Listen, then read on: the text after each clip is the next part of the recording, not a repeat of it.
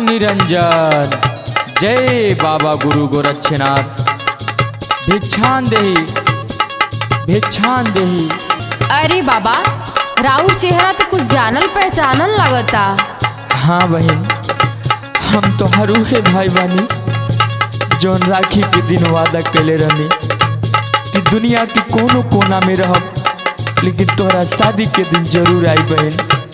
अरे भैया, ई तू अपन देह के का हाल बना ले बाड़ा। इतना दिन कहाँ रहा भैया, तुहार बहुत याद आवत रहा भैया, बहुत याद आवत रहा।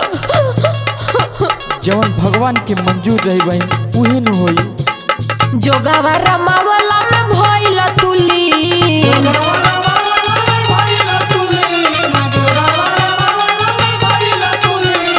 जोगावा रमावला में भइला तुलीन। ए भाई हो, जोगिया के भेष में अइला शादी के दिन। ए भाई हो, जोगिया के भेष में अइला शादी के दिन।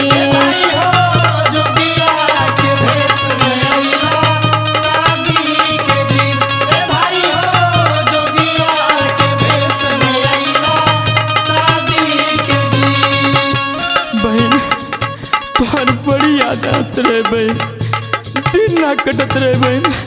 बहनी दिनावा कटेला नहीं अंगूरी पे गिन, दिनावा कटेला नहीं अंगूरी पे गिन, दिनावा कटेला नहीं अंगूरी पे गिन, दिनावा कटेला नहीं अंगूरी पे गिन। ए बहनी गुरु के परीक्षा में भिक्षा पड़ेला कठिन। ए बहनी गुरु के परीक्षा में भिक्षा पड़ेला कठिन। गुरु के परीक्षा में भिक्षा पड़ेला कठिन।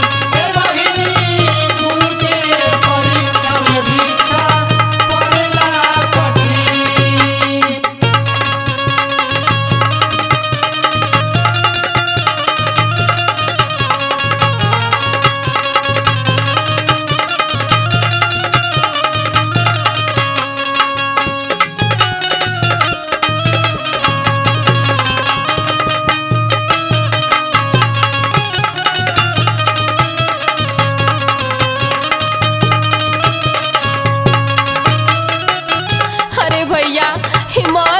छोड़ के इतना दिन कहाँ रहा भैया, कहाँ रहा।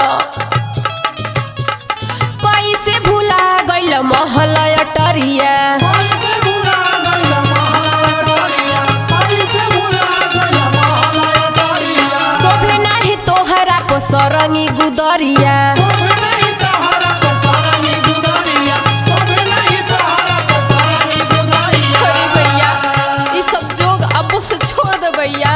ये सरंगी ही गुदरी तोरे शरीर पे नहीं खे अच्छा लागत भैया। ना बहनी, अब जोगी में ही जिंदगी बीती बहनी।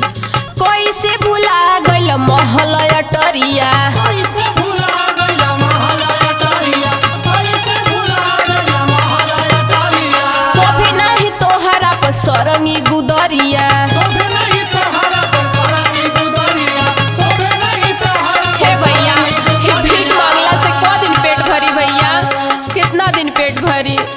भिखिया से पेट अब भरी कोई दिन, भिखिया से पेट अब भरी कोई दिन, भिखिया से पेट अब भरी कोई दिन, भिखिया से पेट अब भरी कोई दिन।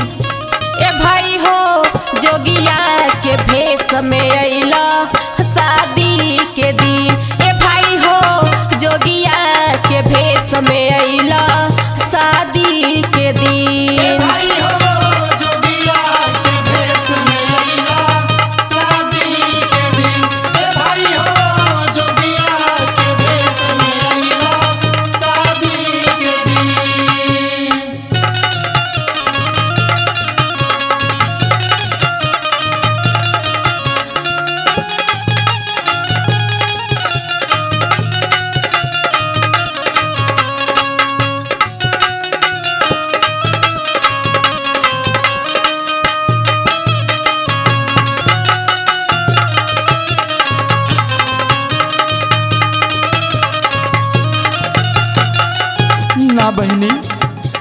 गुरु के वचन है एक अब ना तोड़ सकीला बहनी।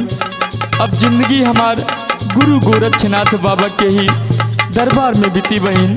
अरे भैया काहे कहता रह भैया, काहे कहता रह? गुरु के वचनिया के कैसे बिसारी, उनके बचनिया के कैसे बिसारी, उनके बचनिया के कैसे बिसारी। जो गवर मावल के हवे जिम्मेदारी, जोगवर मावल के हवे जिम्मेदारी, जोगवर मावल के हवे जिम्मेदारी। गुरु के वचनिया के कैसे बिसारी, जो गवर मावल के हवे जिम्मेदारी।